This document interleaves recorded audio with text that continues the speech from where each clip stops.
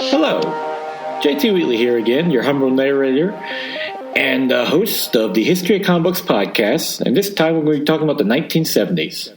Now, one thing to talk about is after the Silver Age, the definition of ages gets a little murky here.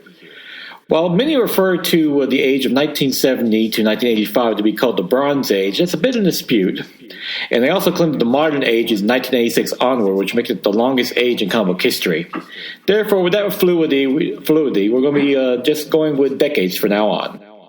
By this point, Archie was the number one selling comic book at 500,000 issues per month. At the same time, Julie Schwartz, the editor at DC, decided to begin reviving the DC characters, once again turning back to Batman, who, now that the campy run of the Adam West TV show had ended in 1968, directed Neal Adams and Denny O'Neil to return to a more serious tone.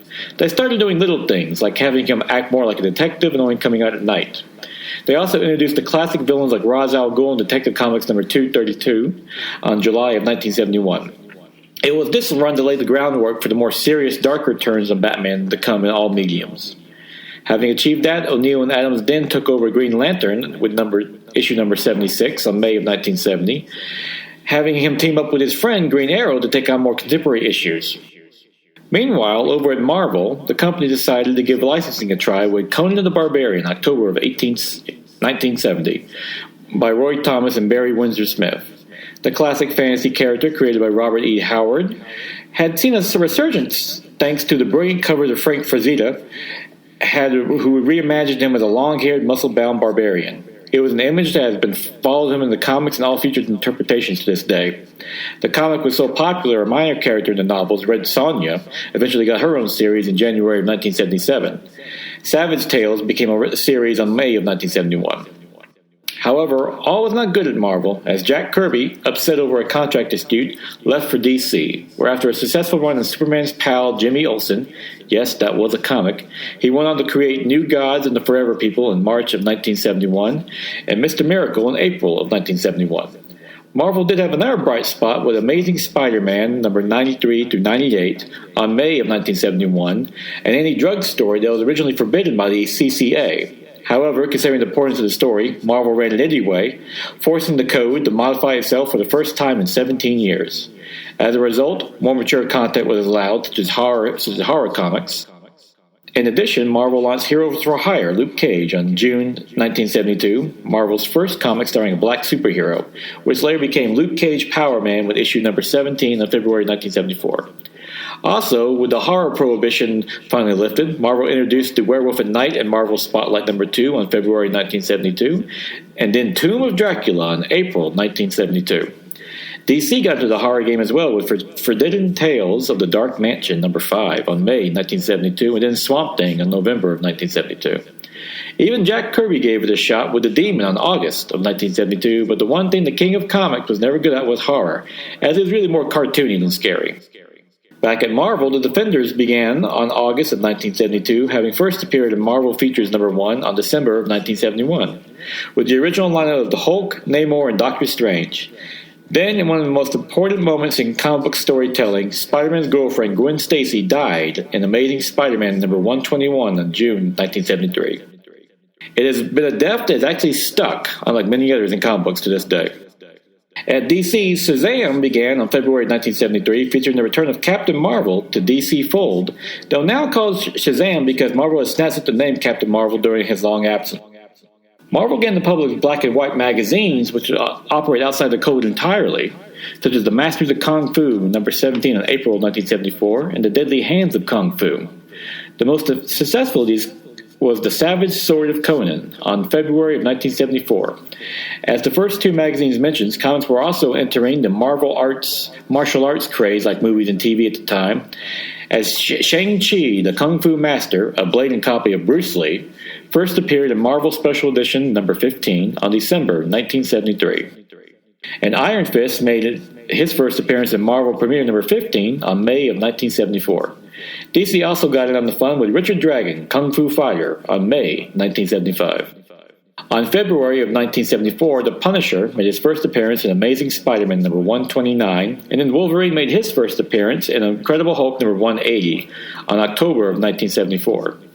In the summer of 1975, Giant Size X-Men was launched, looking to revive the team with a new lineup that introduced Nightcrawler, Storm, Colossus, and Thunderbird, along with Banshee and Wolverine. On January of 1976, Howard the Duck was launched by Steve Gerber. Meanwhile, superheroes made a revived launch in the TV with Wonder Woman series on ABC starring Lynda Carter, which ran from 1976 to 1979. Also, the first major crossover between Marvel and DC occurred with Superman vs. The Amazing Spider-Man in 1976. By 1976, Jack Kirby had returned to Marvel and begun work on the Eternals, along with giving Black Panther his own series in September of 1976. Spider-Man got another series with Peter Parker, the Spectacular Spider-Man #1 on December of 1976. Marvel also got another boost from licensing when they started publishing a book on April 12th of 1977 of a science fiction movie that would come out the next month. That movie was Star Wars, and its companion comic book would be the most successful book since the Golden Age, eventually running 107 issues to 1986. Also, Marvel got in the TV game as well, with The Incredible Hulk premiered on November 4th of 1977. Outside of Marvel and DC, 2000 AD was published on February of 1977, featuring the first appearance of Judge Dredd. The independent book Cerebus the Aardvark was released on December of 1977 by Dave Sim, becoming the first successful indie from a small publisher and running for 300 issues. Also, in 1978, A Contract with God was published by Will Eisner, considered to be the first significant graphic novel. Now, the word significant is important, as other comics of this type in the trade format were published long before, but none saw the critical and financial success that Eisner did. Thus, just as Columbus probably didn't discover America first, since he was the one that made it stick, he gets the holiday. Thus, Eisner gets credited with being the innovator of the first graphic novel. Meanwhile, DC superheroes had a real breakthrough with Superman the Movie and was released on December of 1978. Opening to rave reviews, it went on to become a mega hit at the box office and grossed $300 million worldwide.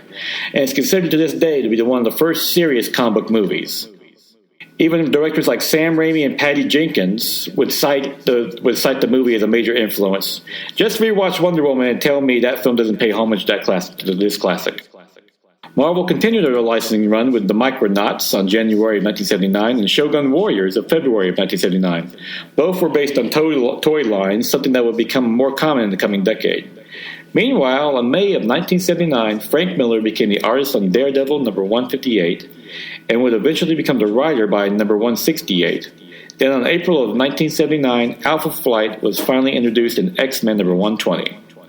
Finally, The World of Krypton was released in July of 1979, and this is considered to be the first miniseries, which is basically a limited-run comic book, and would soon become so popular a format with creators as it allowed them to do self-contained stories with more creative freedom. And with that, we come to the end of the 1970s, which would prove to be one of the more productive decades creatively for comics, but would soon be outdone by the coming decade, as the 80s are arguably one of the most creatively brilliant periods of comics ever.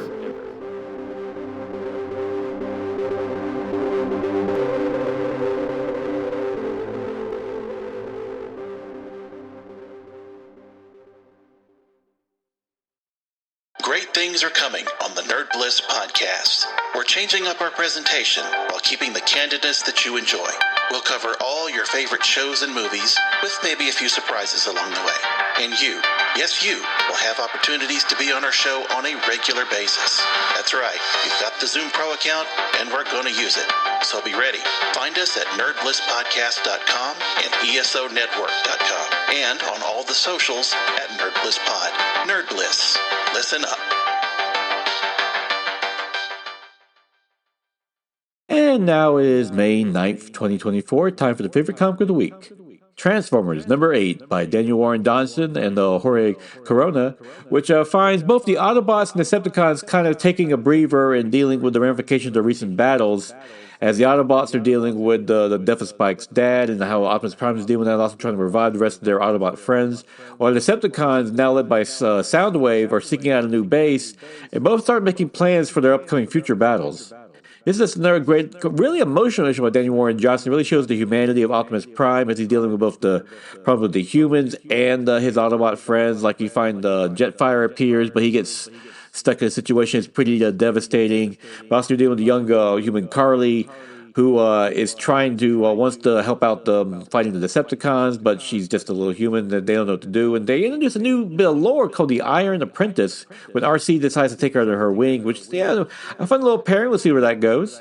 And of course, Jorge Coron's art is great. It has a nice cartoony but gritty style that's very, very much reminiscent of Denny Warren Johnson's own art style. Of course, he's just taken over doing the writing now because, well, being a full-time artist and writer, that's a pretty demanding job, especially for a monthly series. But overall, this is great fitting in. Has a nice cartooning style too, which is perfect for the look of the Transformers. And this is a great read overall. And the Energon universe just keeps hitting them out the park. It's just been a fun read from beginning to end. Definitely check it out. And with that, that'll conclude this posting of this archived edition, which, I called it the 1970s, though now doing a little more research. Apparently, I did the first 2/3 of what's considered the Bronze Age, which is 1970 to 1985. Of course, we get into the 1980s episode, you realize why 1986 is going to be the next age of comic books. But we'll definitely go on from there. And till then, go ahead and enjoy yourself a good comic book. And definitely check out that Transformers comic you have, because the Energon universe, by and large, some of the best new comic books on the stands right now.